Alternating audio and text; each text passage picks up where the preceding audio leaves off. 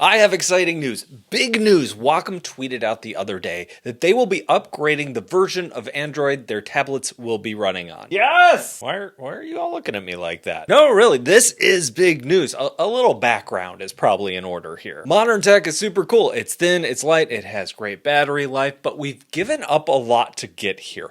New tech isn't as repairable. And for the first time in history, it's getting way more expensive over time instead of getting cheaper over time. I blame Sam Altman. One thing that has always driven me nuts is just how quickly old devices become unusable. Last month, my dad called me because he needed to get a new iPad. Not because his old iPad Pro I gave him was slowing down or that it was broken. He couldn't use an app he needed because Apple stopped supporting his device with operating system updates. The app he needed couldn't work on the version of iPad OS he had. I reviewed the MacBook Neo this spring, not my usual thing, but I picked it up for my wife because her Intel-based MacBook Pro couldn't run an app she needed anymore because she needed the latest version of Mac OS in order to install that app. Now, so far, all the things I'm complaining about are Apple, but it's not just Apple. I did a video about a monitor and a stand last week that reminded me a lot of the Surface Studio, if you remember that computer, and there were a lot of comments from people. A surprising number of people were either still using the Surface Studio or wanted to use the Surface Studio, but recently gave it up, not because of horsepower, even though it was underpowered, but because they couldn't upgrade to the latest version of Windows. But I think the worst supported ecosystem out there right now is probably Android, because so many people could just make an Android device and not support it. Now, Samsung has upped their game in recent years, promising 7 years of new OS support and security upgrades. So good for them. But unfortunately, they're more the exception in the Android space than the rule. Earlier this year, if you had the original XP Pen Magic Drawing Pad, an Android tablet that came out in 2024, it could no longer run Clip Studio Paint because it shipped with an older version of Android when it first hit the shelves.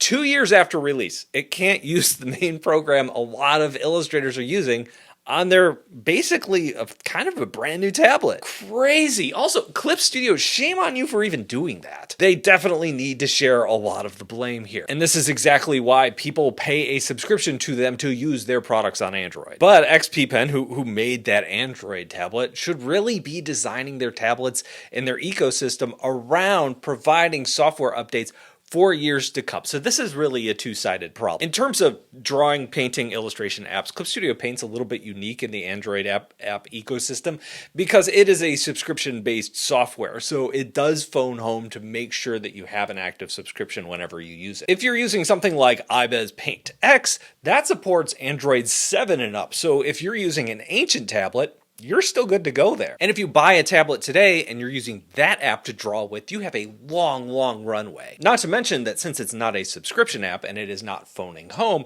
even if they do get to the point where they don't support your version of Android on your tablet anymore, it's still, the old version is still installed. You can still use the old version. You're just not going to get the new version. Okay. I think everybody kind of gets the point here. You all see the problem.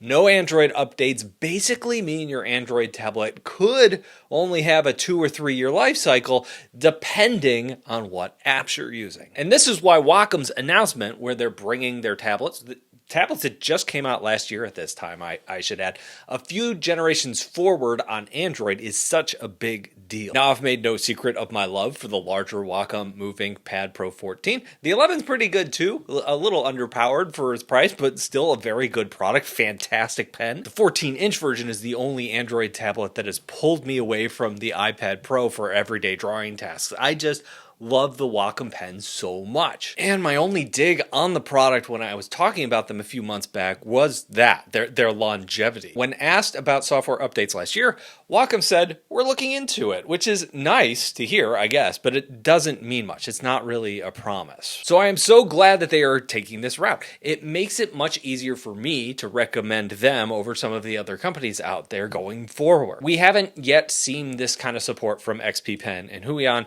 two other device makers who usually make drawing tablets but have been dabbling in the Android pen tablet world. In the YouTube ecosystem, heck, in the news ecosystem in general right now, it rewards negative content over positive content. So I think we really need to celebrate when a company does the right thing and supports their customers like this. Even if nobody is watching this video because of it, it's still worth making and trying to shout this out. For me, this is the biggest problem in the Android ecosystem right now. People want to buy a new product and know that it's going to last 5 to 7 years. At least that's kind of my range for things, not 2 or 3.